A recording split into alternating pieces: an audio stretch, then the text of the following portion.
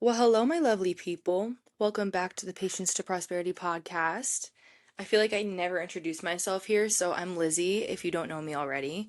I'm the host of the P2P podcast. I never really call it that, but that just came out of me, so we're gonna rock with it today. And you know what? This is just inviting the fun, playful energy that I want to bring to this episode today because if I'm being completely honest, I have no idea what direction this episode's gonna go. But you, the people, this collective that I'm talking to right now is the collective that rides with the punches. You guys have probably overcame every single thing that you thought was going to break you. And not to get super fucking deep and philosophic right off the bat, but like, hello, this is my podcast and that's what I do here. So if you're new here, buckle in. So I saw this quote that you guys have probably been seeing surfacing on social media, and it goes something like, I'm not everything that I want to be right now, but I'm everything that I wanted to be 2 years ago, and that's something. And it's just been on my heart a lot lately because right now I'm living in my parents' house for the summer before I go back to school, where I started my actual true life for myself. So I feel like I'm kind of stuck in this like purgatory, like waiting period right now. And it's like really unsettling. But I also know that I'm supposed to be where I'm at right now for a reason. And I kind of just feel like the life that I'm living right now feels like a mirror. And it feels like I'm being forced to kind of dive into my shadow, but also like really hone in on who I actually am right now and be so less concerned with like who I was. Sometimes I'll have these like very sporadic thoughts where like, I'll tell myself, wow, like you really haven't thought about that time period in your life in a while. And like, I don't know if it's because, you're suppressing it and you're running away from it, or because like you've genuinely just healed so much from it that it's just not on your mind.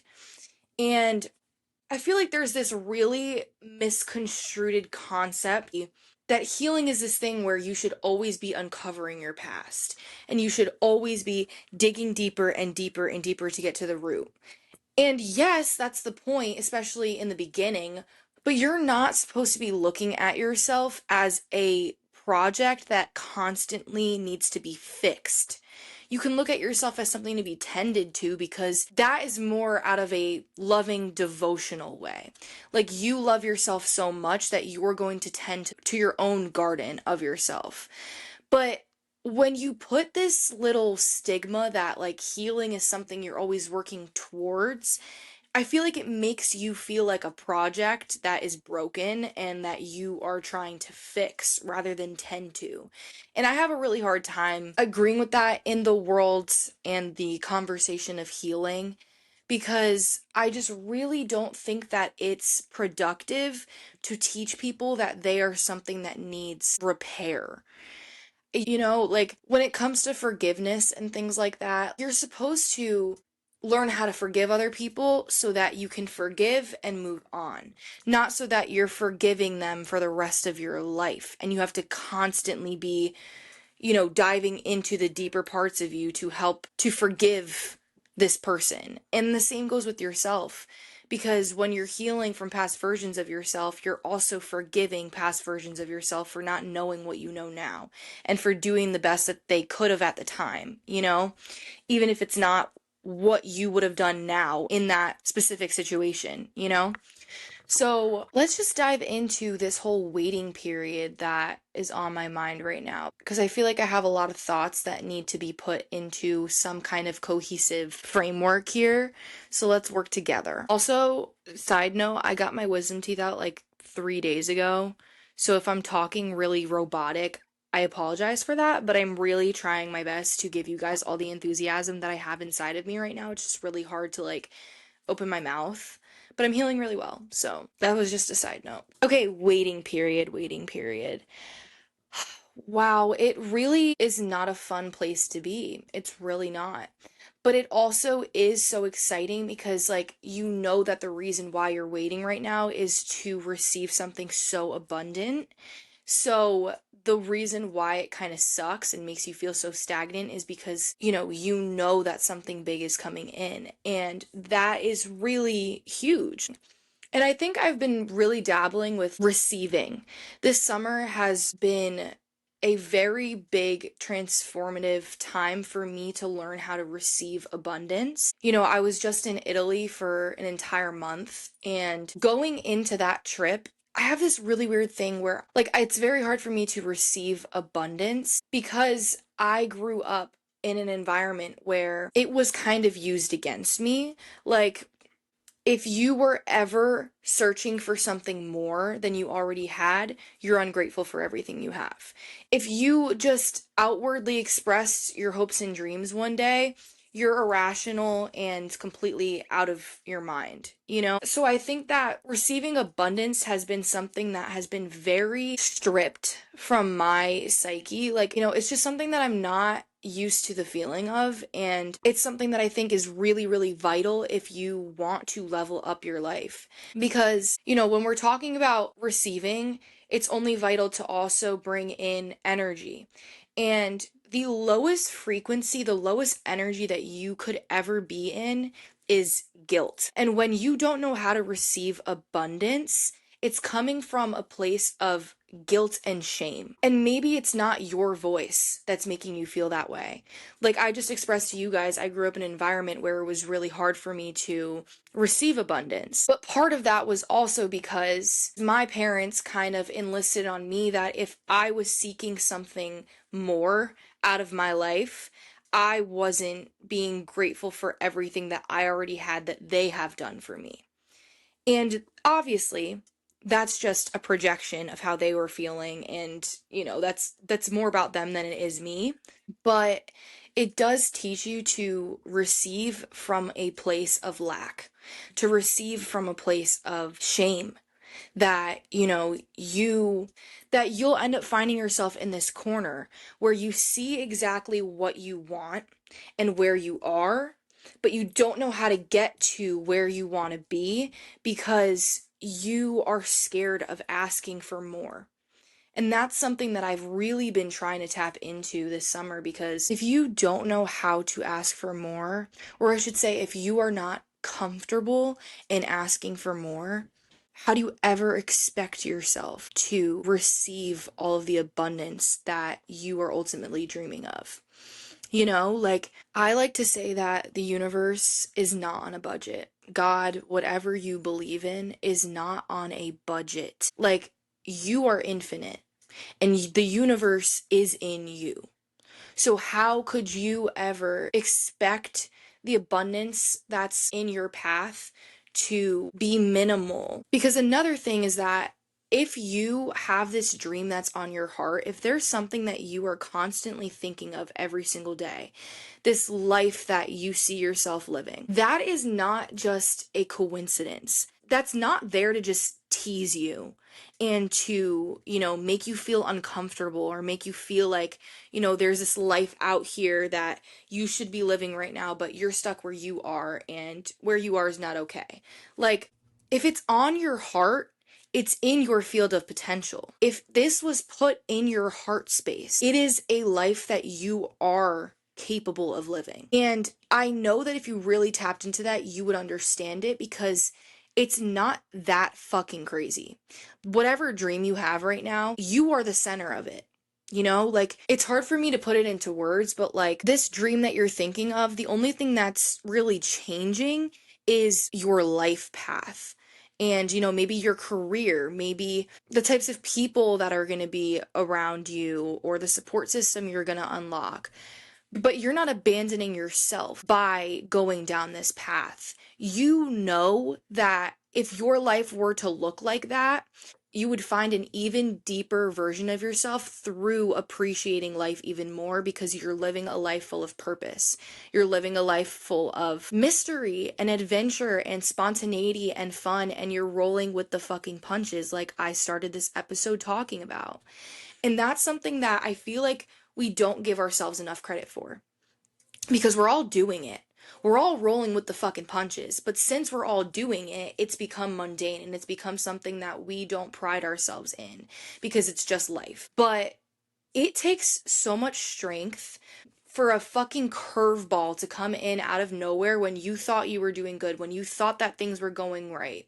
And for you to look at that as, you know what? I know that this is not ideal right now, but I know that it's going to show me a lesson that I wasn't even aware that I had to learn.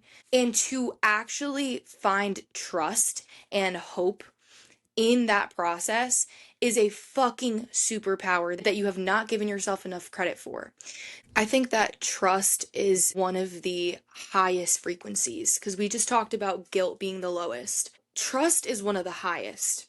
Surrendering, believe it or not, surrendering is one of the highest frequencies that I believe that you can ever tap into. Because when you're surrendering, that is you putting your ego to the side. And your ego is not evil, but it is trying to keep you in one place. Your ego is trying to lower your frequency because that's what it deems as safe. Like I always say, your ego is just trying to run to what's most familiar to you, but sometimes what's most familiar to you is not what's best for you, you know? And I really think that when you step into this power that comes with trusting and surrendering, that is when you open yourself up to receiving. You know, you can't receive from a place of lack. You can't receive from a place of not trusting. You know, because when I'm talking about trusting, you could put it as trusting the universe or whatever higher power you believe in. But a big part of it is also trusting yourself, trusting that you have the power to step into the life of your dreams because it's already within you right now. And that also kind of coincides with this idea that, like, sometimes it's really hard for us to trust because we don't have a grand scheme of what we think our life is supposed to look like. So we think that if we don't have the blueprint laid out already, that it's impossible for us to trust that this is meant for us because sometimes it comes with a lot of compromises. Sometimes trusting something and going down a different path means letting go of a lot of other shit. Maybe it's friends, maybe it's an old job or career path that you worked years at getting. Maybe it's, you know, a house that you've been living at for years and you want to move across the country. Like, it could be a very pivotal, life-changing choice to let something like that go, especially when you work so hard at it. Like, it's funny because it's like taking college, for example, because I'm currently a college student. Every college student is told you work these 4 years to get whatever degree in whatever subject stands out to you that you want a career in, right? And what you do after is you go after that career and you climb your way up this corporate fucking ladder until you're like 55 years old, finally making maybe somewhat what you're worth. And then with the economical state of the world right now, you know, you'll be working until you're 70, but you'll be fine because you know what, you were passionate about it when you were 18 years old. So there's no way you can't be passionate about it at 70 years old. Like, I've just come to realize like that's not the life that I aspire to live. So I'm kind of, you know, I'm finishing college out and I'm really grateful for my college experience and I love it and I'm excited to go back to school and it's amazing and it was the path that I was supposed to go down. But something that I've realized about the world the older that I get is that they don't want you to profit off your gifts. And by they, I don't mean like God. I mean the people at the top of that corporate ladder. I mean the institutions that profit off of you. Like colleges, for example, they make so much fucking money off of just one individual every single year. Like, it's actually sickening how much money I spend for my education. But that's not to say that I have to limit myself to what is expected of me the second that that diploma is handed over to me. Humans were put here to create. We were put here to create, not to climb a fucking ladder from a path that was already built from some old white dude 100 million years ago. Not 100 million, but you know what I mean. I'm just starting to really not fall victim to that. I'm starting to really take my life in my own hands and realize that, you know what? It's a struggle to climb that corporate ladder, and it's also a struggle to leave that life that you thought that you had to live in the past to start a life of your own.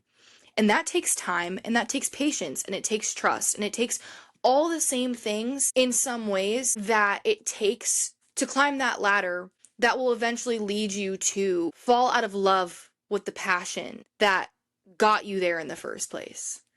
And that's not something that I want to do. I brought it up because I really just think that the world tries to limit your creativity because it teaches you that it's too much of a risk to drop everything that you know to dive into something head first that you've never done before. But there's so many things that you have done because someone else has told you to do it that was new the first time that you did it. So you're actually going to be more of a natural at the things that are on your heart space right now that are calling out to you that you cannot silence. You're going to be more of a natural in doing those things anyways. And it's not to say that you're going to be good the first time you do them, but you have a gift in you. You have a gift in you that you're not able to silence because it's meant to be heard and seen by others. And it really sucks because when you first start off, obviously it's not something you're really profiting off of and you can make a living off of. So you ultimately have to have another source of income on the side. And that's what makes it so fucking hard because as a creative person, you are supposed to act on your creative impulses the second that they come in. Because that's a divine message from source to you. That's a message that's meant to come out from you. Whether you're in the social media space, whether you're a podcaster, a YouTuber, whatever it might be, a singer, an actress, a comedian. Whenever you have a creative impulse, you are meant to act on that. You're meant to write about it. You're meant to sing about it, talk about it. And it's so hard to do that when you already are tied down to another career for survival. You have to work this job because you have to pay your bills every single month, right?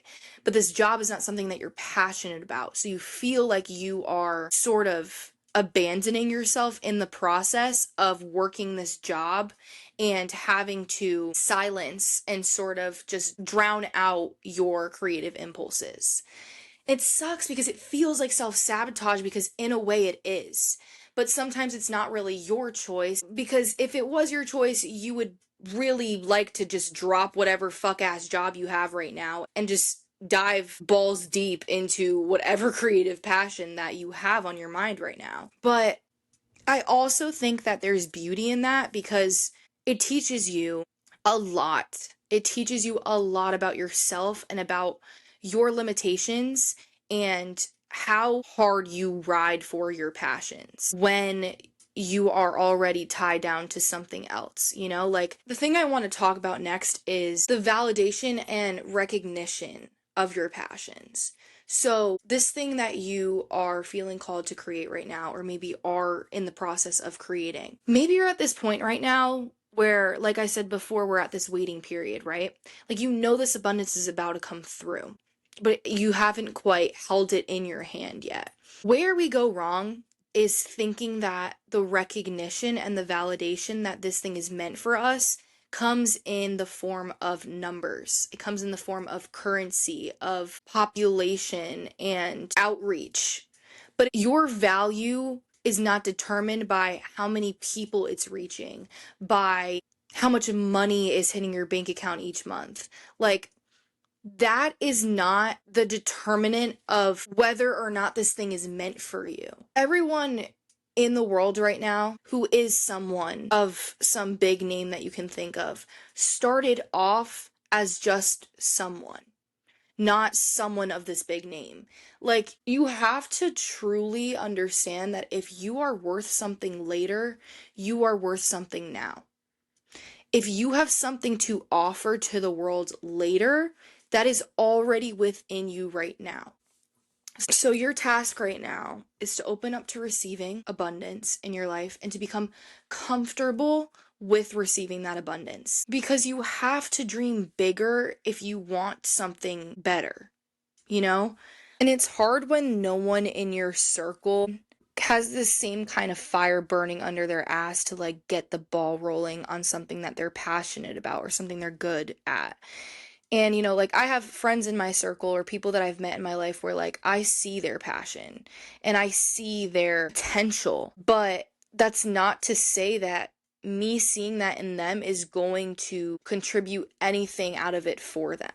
And something that I've really had to let go of is just like the potential I see in others. And I don't mean that in a very like degrading way, especially when I'm talking about my friends. But in terms of like family wise, it's made me think of this a lot. Like the potential that you see in others is just a projection of what you would do if you were in their shoes. So that is just mirroring to you how much passion, how much fire, how much purpose that you have inside of you, that you see other people's potential in them because of it. But you can't unlock that for other people, and that's not your fucking job right now. It's not your job. Like, I think a big reason why we get so concerned and caught up with other people's potential when they're not reaching their potential is because we know what it's like to be in their shoes. We know what it's like to live an unfulfilling life. We know what it's like to, you know, downplay ourselves and to not let ourselves see just how good life can get. And we want that for the people that we love. We want them to be able to see that there's something bigger out there than what they're seeing. But sometimes the most inspirational thing that you can do is to just do that thing yourself, to just follow your passion yourself, especially blindly, especially with no evidence other than your own intuition and your own calling. That's the most powerful fucking thing you could ever do, because if you are quote unquote blindly trusting something with no evidence other than your own intuition, that puts you at the highest frequency of trust and surrendering that I was talking about before. You are surrendering all of the logical things that this world teaches you to conform to, that nothing is real without concrete logic tied behind it, right? But intuition is not necessarily looked at as concrete logic in the physical world. It is seen as more of a woo-woo thing than anything. And the truth is, the only person that's going to understand your intuition is you. Yes, intuition is a term that we can use to describe this feeling that a lot of us feel, this gut feeling, or however you want to describe it. For me, it's more of like a heart feeling. Like if something is on my heart, I know it's my intuition.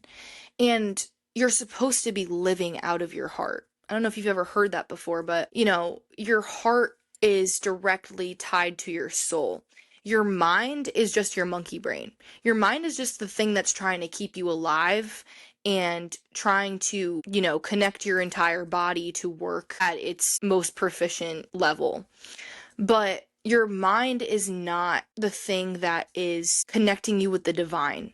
It's not the thing that is allowing you to take that next leap. Your mind is where your ego is stored, and your ego is the thing that's trying to keep you safe by shrinking you in a lot of ways. So when you're living completely out of your mind, that's when you wallow with your sicknesses. That's when you identify with your mental health struggles. That's when you start to downplay yourself, downplay your potential, and downplay your passion, because your mind is going to what's logical. And for you right now, if you don't see that door yet, if you don't see that next turn on your path, it doesn't exist to you because you're living out of your mind. So I really just encourage you guys to start to live from your heart space, to open yourself up to receiving abundance, and, you know, to silencing all of the thoughts that are not actually your own, and being able to sit in this seat right now of discernment, being able to decide what voice is yours and what voice isn't yours that you have conformed to for some time.